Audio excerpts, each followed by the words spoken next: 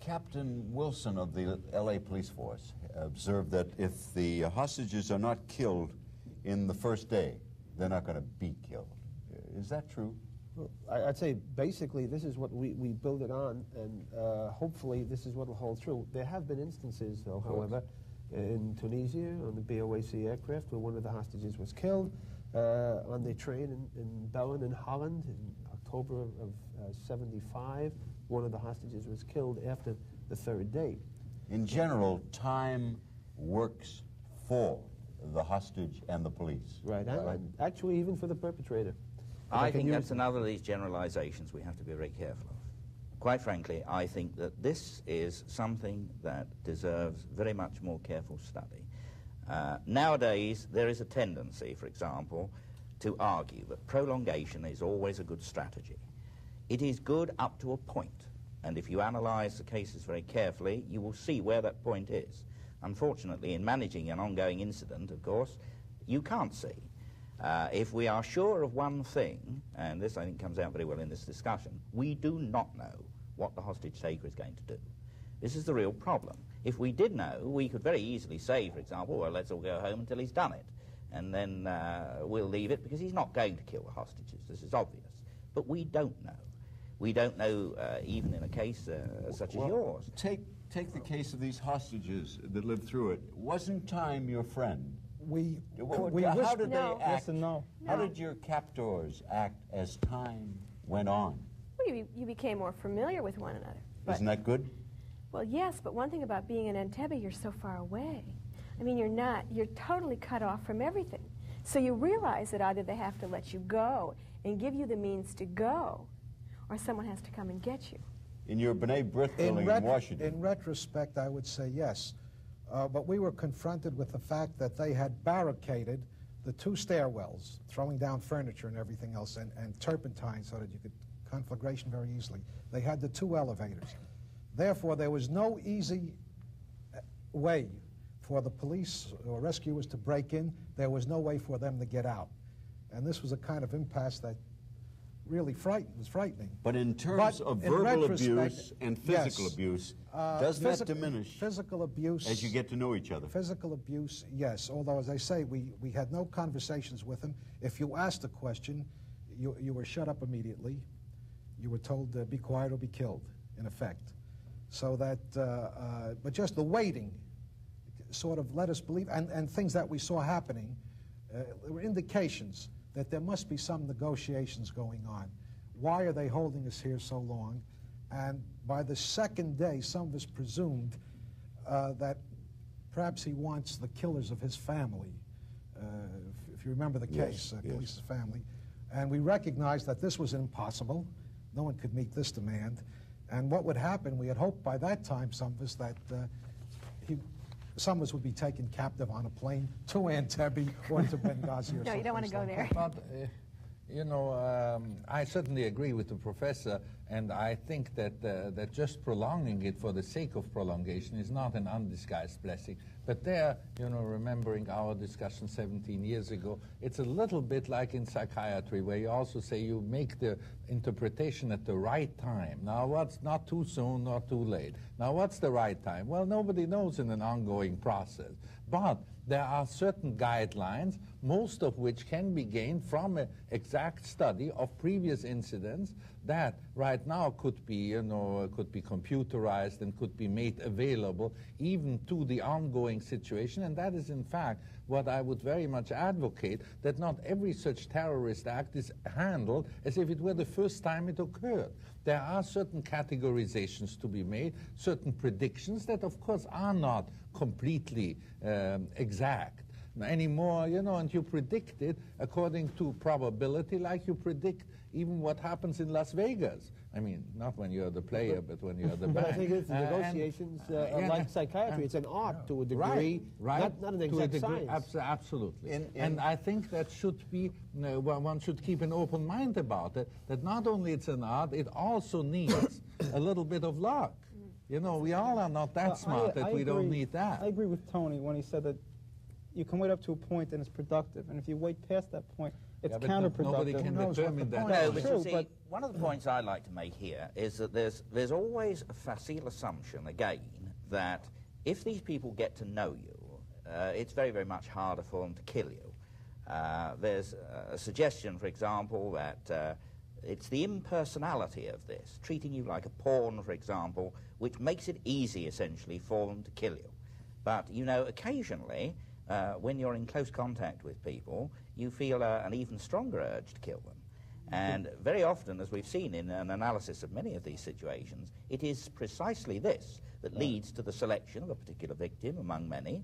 And this is the real danger point. But we don't know really how to control or manage that. It's the abrasiveness of Yes, one indeed. particular person. The- The same on a The New York subway Times can Yes, create a exactly. did an problem. excellent article on you, Frank, calling you the cop who saves hostages. He should have with- been one of the cops. One of the cops, all right. Barbara Gelb did a wonderful piece.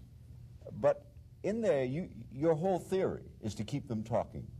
On the theory that you're gaining time. Time means a lessening of the climactic desire to kill, to fire, to confront, to have it over with. And secondly, you are gathering back at headquarters a profile on that maniac inside.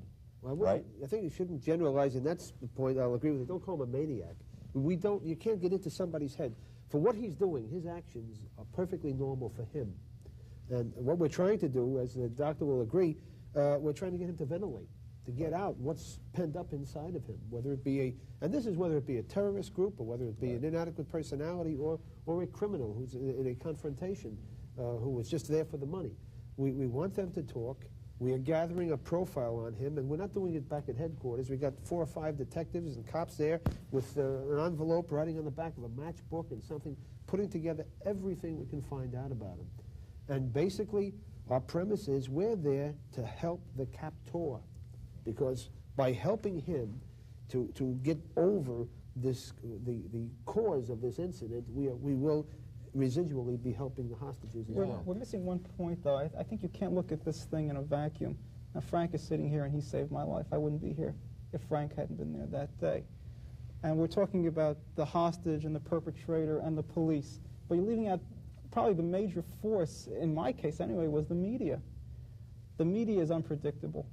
The media, a lot of times, to a hostage doesn't make sense when your life is on the line. Frank had him talk. My holdup started at 10 to 3. I got a quarter after 11. At 8:30, Frank had the fellow talked into surrendering. The media talked him out of it, and we didn't get out until a quarter after 11. How was the media in contact? Well, with you? the media had access to the telephone lines. In fact, Frank had a very hard time getting through to us because the phone was always ringing, whether it was Reuters or the networks or the newspapers. And I was. Can't you stop that as a police We tactic? we do now. We have made arrangements with the telephone company, and at that night, as a matter of fact, we used an axe to stop it. We cut the cable. I wonder if I can come back with one of my concerns here. You see, none of these good people, I'm sure, any more than any of us here, expected to be taken hostage.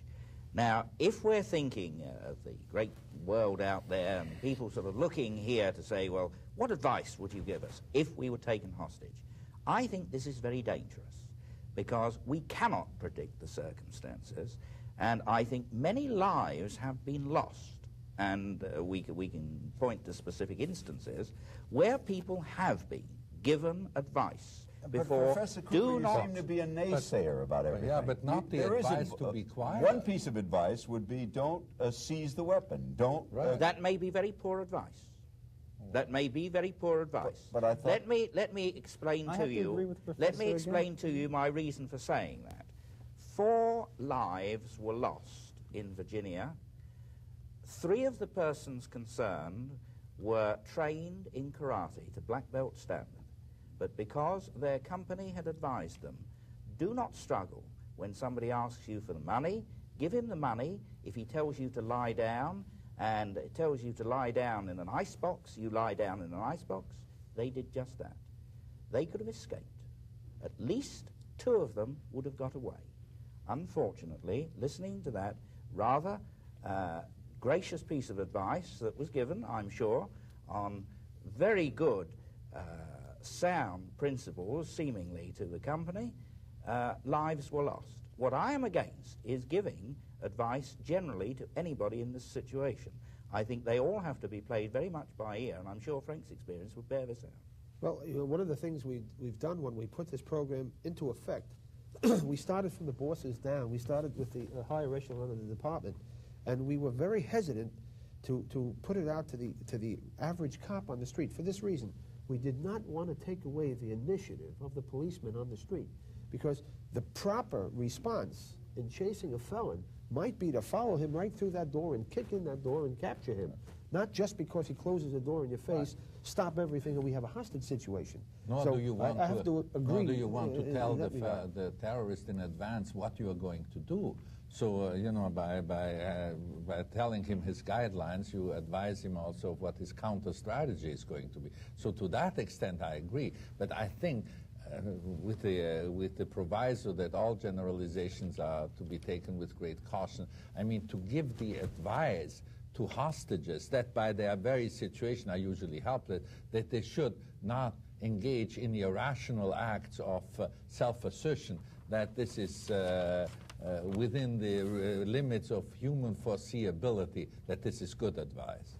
I would feel that that this is responsible to do that.